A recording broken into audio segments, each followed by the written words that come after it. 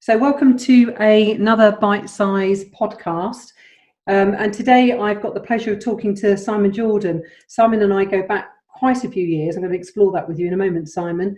And Simon's best known for his marketing and brand work, brand adventure and contribution, you called it, I think, Simon. I did indeed. Hello, Pip. Hiya. How are you doing? I'm good. Sounding a bit snuffly at the moment, so listeners, I do apologise. I've been overtraining. It's not because I've been still suffering from the food and drink from Christmas. From Christmas and New Year. So, Yeah. Simon, I was thinking, how long ago was it we first met? Oh heavens! Wow. Was it Champions Club? It was, yeah. I think it was. Yeah. 10 years? Good. I was going to look at the calendar. I don't think my calendar goes back that far. Yeah, probably is about 10 years ago because it's 11 years I've been in business in my own practice now. Yeah. And what really made me think when I was thinking about the fact we were going to be talking today is when I met you then, you were suited and booted. Oh, my word, yeah. Yeah, we're very, very dapper and seemingly very kind of image conscious from how it seemed from the outside, having met you for the first time. And now, Simon, I kind of think about, not that image isn't important, but I kind of think about how life has changed for you. Oh God, yeah, it's amazing. It's my I mean, this is interesting actually because it's something I teach my clients about the brand values. What are the values of your business? What is the personality?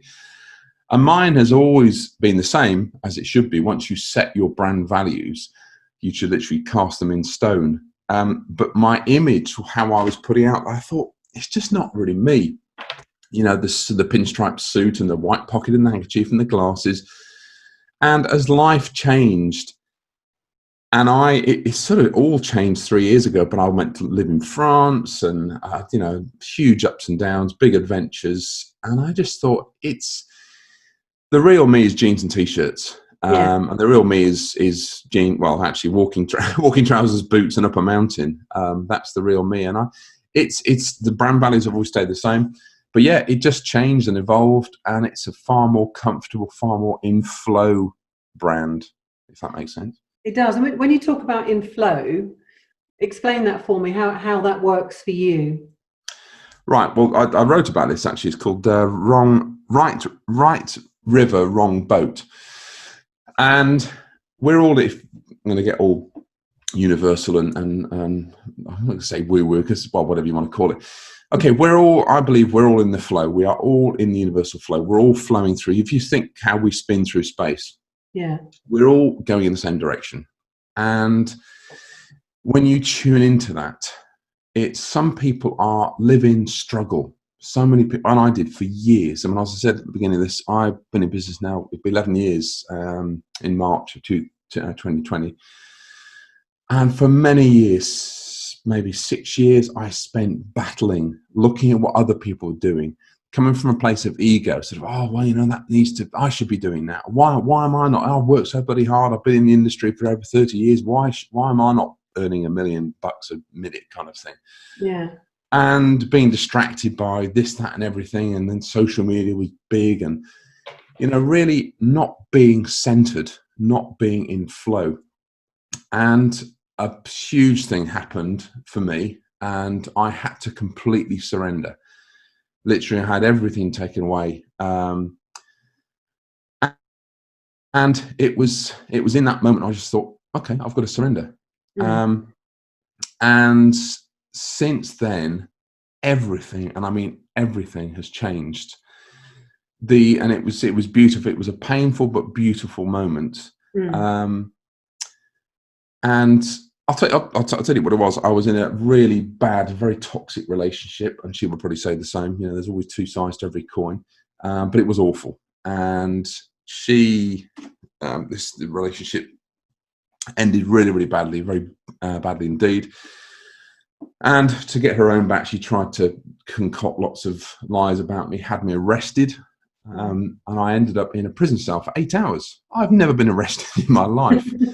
And in that moment, they take the belt off you, and you are treated like scum. And, some people, well, they deserve to be treated like that. But anyway, so I'm in this prison cell, which is about 10 foot square. All I could do was sit down, lie down, stand up, walk around, go to the toilet, and that was it. And there's people kicking off, kicking the doors in, going through the swear word dictionary, and really, and they, you are just a number. And it was horrendous, absolutely horrendous. Now, the old ego would have been, how bloody dare you? Who do how do you think, who do you think I am? Whatever, just all this, do you know who I am? All kind of nonsense ego. So, how dare you? And blah, blah, blah. And I just thought, okay, I'm here because I haven't been listening, because the universe has been giving me warning signs. That's why I had the bad relationship. That's why, I'd gone bankrupt before. I'd had health issues before, blah, blah, blah. And I thought, this is my wake-up call. And I knew I was going to be fine. I was completely innocent. And I just completely surrendered. I literally lay on the floor with my palms up and said, divine, I surrender. And since that moment, everything has been in flow, because I don't get distracted. It's funny, someone interviewed me last year and said, you don't seem to follow the norm. You don't seem to do what other people are doing. I said, well, no, because I will look at something and I'll tune in. Does that suit me? Is that for me? Funny enough, I'm launching an online course soon. And one of the things I say in there is about, this isn't a blueprint. This isn't a masterclass, as in follow exactly what I do and you'll get the same results, because it's bullshit. You will not get the same results. And all these gurus out there selling these, do this, you will do the same. Unless you're building a wall, which is pretty straightforward, put this block here and here's the cement. It's very different. Building a business is very different. The energy of the person is different. The connections they have are different. Their mindset is different. So all I'm saying is, here are the tools. Here are what you need, and this is how you should go about it. But at every stage, checking with you, does it fit with you? I go into a section where it's getting them in tune with themselves. And it is an awful lot to do with surrender. And there's a brilliant book called Michael Singer, who wrote the book called The Surrender Experiment. And it talks about him just being a hippie, just wanting to chill out and do meditation and yoga in the woods. And the universe started giving him things. And he was like, no, I don't want to do that. And that was him coming from a place of ego. And then he decided, okay, I'm going to start saying yes to this. And in the end of it, he ended up running a multi-billion-dollar company just by surrendering. Yeah. So in answer, it's a long-winded answer, but in answer that's to your question, being in flow is about surrender, is about listening to what's right. But you've got to come from a place of clarity. So cutting out the bad food, the drink, all the rest of it, the distractions. And when you do that, you can see, you feel if it's right. And once you start doing that, life completely changes. And I've got so many stories I can tell you where it seems like miracles have happened, moving house and having 6 weeks to move somewhere, and us going, oh my God, and then just relaxing, surrendering, and getting everything we wanted in terms of the house where we lived. My client base, my business has just exploded. It's just phenomenal. People I'm working with all around the globe, again, coming from a place of surrender. It's interesting, isn't it? Because there's a couple of things you said there that really resonated with me. And one of the phrases that I've used a few times are around compare and despair. And I've often spoken with people I've been working with, or just people I come into contact with, and they do that whole, how come that person's doing so well while I'm working so hard and doing so many of the same things? Why isn't it working for me? My daughter for a long time went through this phrase, saying this time of sort of going, well, when am I going to meet someone? How come all these other people have got boyfriends and I just don't seem to have one? And there was a constant kind of compare and despair going on. So we're almost looking around us for facts and information that totally support how we're wanting or believing that we should be thinking and feeling at that moment in time. Yeah. And I was listening to The Power of Now. Oh, yep. Tolly, and he talks about, at one stage, that level of acceptance, getting to a place of being in complete and total acceptance of where you are is where you are. And you might well be there because of a whole host of other things that have occurred. But as long as you keep relating back to those other things, you're not getting yourself into a place to be able to completely, as you say, be in flow and move forward. Yeah. And that's Absolutely. It's also about having gratitude as well, as you were saying. And I was there as well. Why am I not having this? And it's about being stressed and coming from a place of lack and fear of not having something. Well, rather than look what you already have. And when you come from that, the energy changes. yeah, It's totally. just, and really stripping it right down, comes down to love, Okay. because you love where you are right now. Yeah, self-love then in that Yeah, sense. Yeah. absolutely. And what do you think it is right now about in society, Simon, that is creating an environment, such an environment where, because I can look around me and I will see so many people, lots of whom I love and are great friends, who are very much in that place of seeking something else, seeking something else, seeking something else, because of the whole compare and despair element. What is it, do you think, that's happened in our culture that's creating that? 2 words: social media.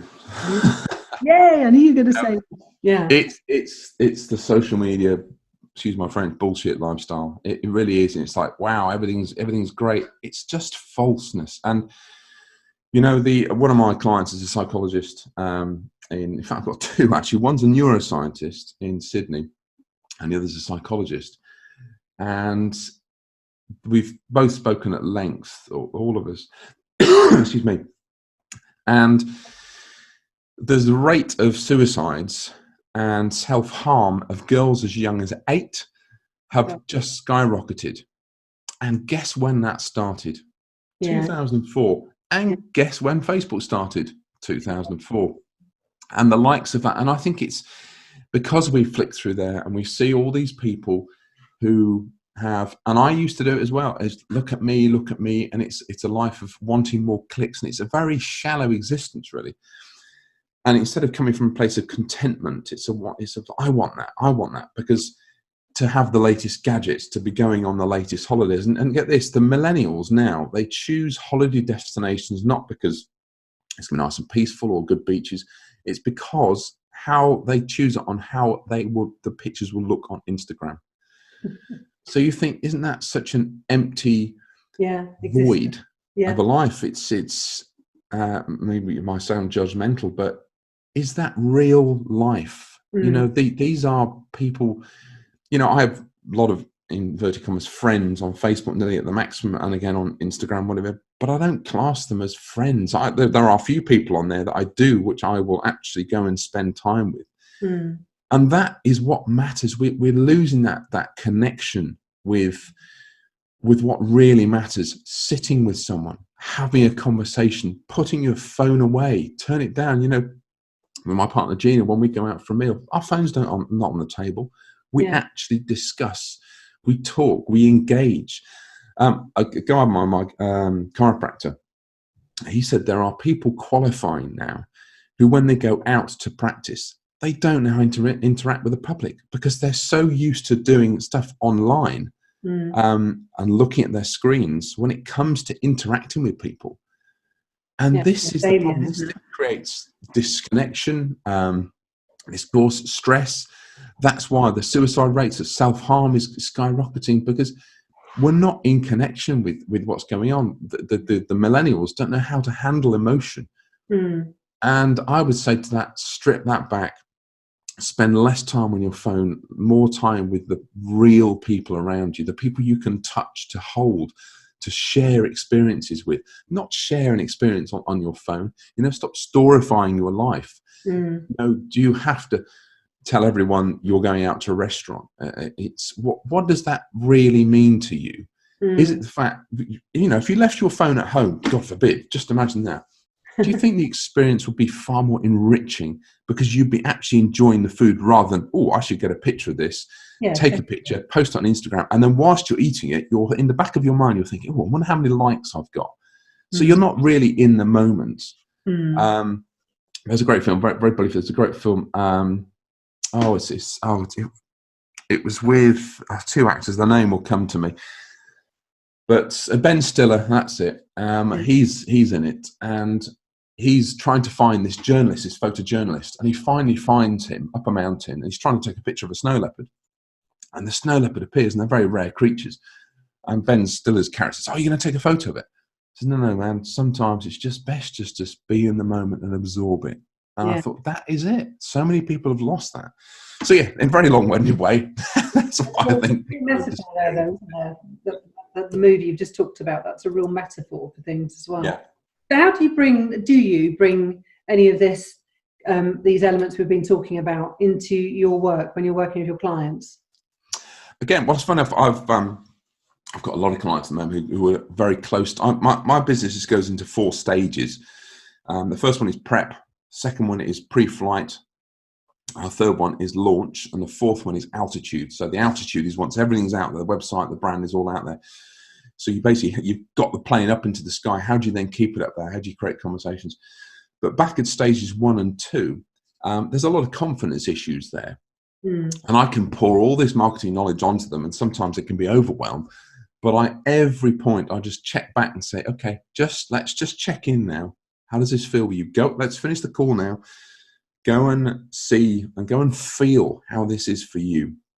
Don't be influenced by me. And I've just written a script for a young man who's launching a new business, and he's going to be doing some video.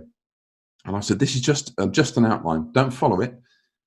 Just use it as key points, but you have to rewrite it yourself, because it's got to come from you.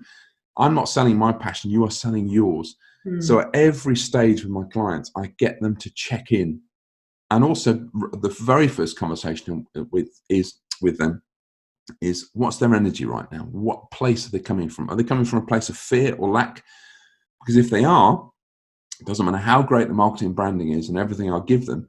Yeah. If their energy isn't right, it's just not going to work. And I've seen it time and time again. People go, oh, no, I'm fine. And you know they're not. And I've even said to people, come back when you're in a better place, because I'm not going to do you good service. Yeah. My success is your success. Or the other way around. So it's important. So yeah, in answer to your question, just get them to keep checking in. Does this really feel right? I might say to them, here's a good way of building a list is maybe do some webinars. Yeah. Some people aren't comfortable with that, and that's fine. We find another way. I mean, there are good ways to build your business, but it's not for everyone.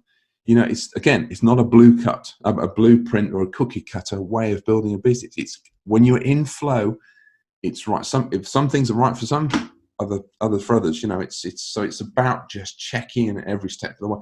Again, I'm launching this business, and I've had some logos done. I decided to get someone else to do it rather than myself, because I'm a trained designer, but I'm a pain in the arse when I'm doing my own work. And I thought, no, and they've done a design. I looked at it. I thought, yeah, love it. I sat with it for a couple of days. I thought, no, it's not quite right. It's not quite right. And funny enough, I was thinking about how can I package what I'm going to offer, which is different, because it's not about this is a blueprint. And I was sitting yesterday and I thought, I need to pick up this book. I haven't picked it up for a while. First page I turned to has given me a brilliant idea, and the quote that I will use is a Ralph Waldo Emerson quote, which exactly matches what I'm trying to do. And I believe when you're in flow and you listen, you shut that head noise up, the universe will give you answers. It will put you in touch with a book or a person or a conversation or whatever it is. Yeah. So it's just about listening and coming back. And I think that is so true, isn't it? It's when you just allow yourself to be present as well, but truly present. Yeah. I've been. I was talking to you before we started. I'm doing a half marathon at the end of March. So I'm in the midst of doing my training, and I went out yesterday and did 7 miles. And there's quite a few things I'm learning around running. But the last few times I've gone out running, I have actively chosen not to have any music, just be me out there. Yeah. And it's been fascinating. It's been really interesting noticing how I verbalize the dialogue kicking off inside my head, and how I almost work through that as if I'm clearing it away in order to then be in a place where actually the one thing I hear is my feet hitting the ground. I notice at that stage, Simon, that I'm really present with what I'm doing, which has such a different outcome for me, because I then forget that I feel heavy, for instance. I forget any of those things because actually I'm just noticing that I'm moving. Does that make sense? Absolutely. And you're listening to your breathing. Yeah, and I completely get it. And I find running quite meditative, actually. It's lovely. It is quite fascinating. So from that, Simon, tell me a little bit more about, because the other thing I know about you is life wouldn't be complete if you weren't massively challenging yourself. Yes. Bring us up to speed with some of the challenges you've got going on at the moment. Oh, blimey. Well, yeah, it's right. Well, this year, 2020, swimming in the English Channel, Okay. which will be fun. So I'm heavily involved with training at the moment. And my trainer said next month, as in February, which is only 1 week away, I should be up to 10 hours of training per month just in the pool. And I'm like, oh, God. I'm actually thinking about, you're talking about running without any, or swimming without any headphones. I'm actually 2 hours, 3 hours in the pool at a time. It gets bloody boring. So I'm thinking about getting some waterproof headphones so I can listen to podcasts or something. Yeah, there's that. There's we've got all being well and good. We're going to be doing the Everest Marathon, which is trekking up to Gorik Shep. Yeah. Which is the last destination before base camp. It's a godforsaken place. It's literally just a hut in the middle of nowhere. There's nothing grows there. And one day we're going to climb Summit Island Peak, which will be pretty cool. So that's 2021. 2022, we're doing the Mongolian rat race, which is 100 miles across a frozen sea. By any means possible, but you can't. It has to be human powered. So you could cycle it, but you think about this is on ice. You can skate it, run it, however you want to do it. Now, my partner in crime, we're involved in a business called Stranger Expeditions. We're both swimming the English Channel side by side, beside the boat. We're not doing it tandem. We're doing relay. We are swimming it together. And we're going to be doing the Everest Marathon together and the Mongolian rat race. And you're going to guess what I'm going to say after I've said the next bit. He's a member of the Penny Farthing Club. Right. So we're looking at setting a world record riding on a penny farthing across the ice, which is just mad. So we're going to have one custom made. Yeah, so it's just lots of crazy things. But I excuse me, I've got a bit of a cold because I've been overtraining, I think. So one of the things I think I learned from races is the mental strength. I did a 10K trail race first of this year. I'm going to do one every month. I've got another one booked for next month. And it was easy. It was the first one of the year. I just took it easy. It wasn't a tough one. But it's just pushing yourself. I wasn't feeling great on Saturday for it. But it's about it's also about leading from the front. I think it's something Nelson Mandela talked about. It's, if I'm wanting to push my clients to be the best they can be so they can serve their clients and serve the planet the best way possible, then I can't just be sitting there doing nothing. I love the challenge. I love the feeling it gets. I love getting the medal bling. And that's the ego side of me. But I love that. And the fact that I've said, I've managed to do that. Swimming the channel is going to be bloody scary. You've got one of the busiest shipping channels in the world. You've got eels, jellyfish, nosebleeds, vomiting. We could be in the water for up to maybe 20 hours if the tides and all the weather's bad. That's a massive discipline. You've got to swim constantly for 6 hours just to qualify to do it. I need to train in the dark just to get used to that. And it's training the mind to be able to do that, because the mind will give up way before the body will. And it's controlling that. So if I can inspire my clients to the greater world to say, look, this, if I can do it, you could do it. I used to be 23 I used to be a massive guy, and going south very quickly. And I've turned all that around, run marathons now, and, like you, half marathons and all the rest of it. Done a lot of trekking to Everest and that kind of stuff.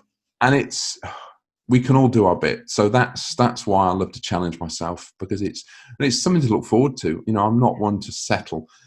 I've got enough clients coming in now, money in the bank. It's good. I could actually just not take on as many clients, could not bother releasing this new bit of business. I've got a book coming out this year. But no, I want to, because to continually improve the lives of the people around me. I hope, anyway. That's what I'm going to try and do.